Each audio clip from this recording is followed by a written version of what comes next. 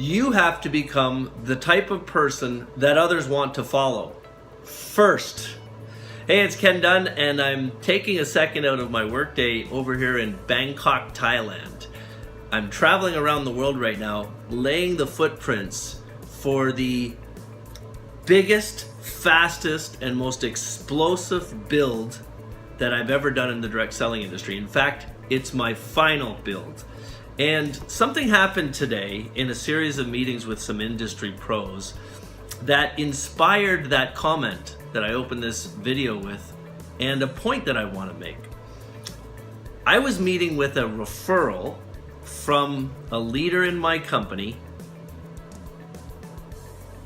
The guy that I met with is an industry pro here in Thailand, and everything was going well in the meeting until the point that the leader said, I don't know if I can sign up with X.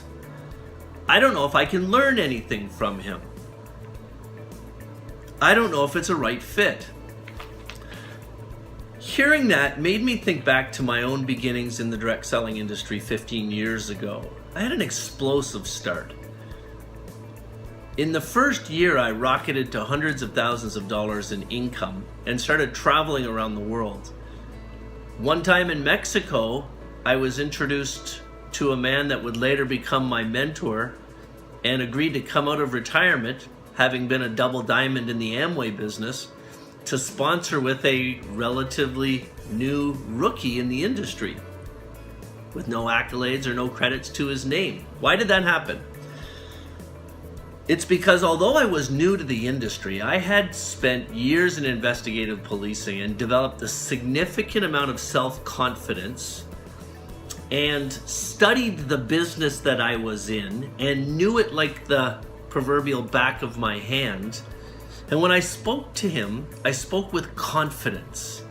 And of course, I jumped on an airplane and met the man in Mexico.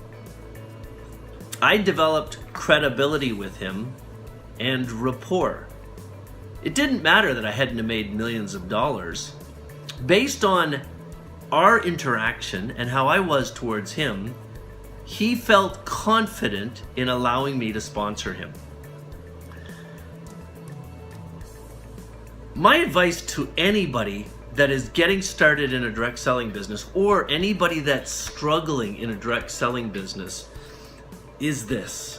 If you are in one of those two categories, specifically the struggling, the bottom line is the challenge you're really facing isn't the company, it isn't the comp plan, it isn't the circumstances, it's you. Yeah, I'm sorry, I don't mean, well, yes, I do mean to be blatant about it. You see, if somebody is going to join this business with you, they're only going to join, I mean, you know the old saying, if they know you, like you, and trust you. Another way to say that is if they really believe that they can get something out of the experience, that you have something to offer them, that there's some value there. And look, you don't have to be a $50,000 a month earner to sponsor good people. You have to be good yourself. It has nothing to do with the money you've made in network marketing. It has to do with your belief in yourself. It has to do with your posture. It has to do with you. Are you getting the point? If somebody wants to make a lot of money fast in network marketing, it's easy to do. You just have to focus on yourself, develop swagger, develop confidence, develop posture, and then talk to a lot of people. If you plug into my Greatest Prospectors in the World training, I'll teach you how to prospect more people than you ever have in your life.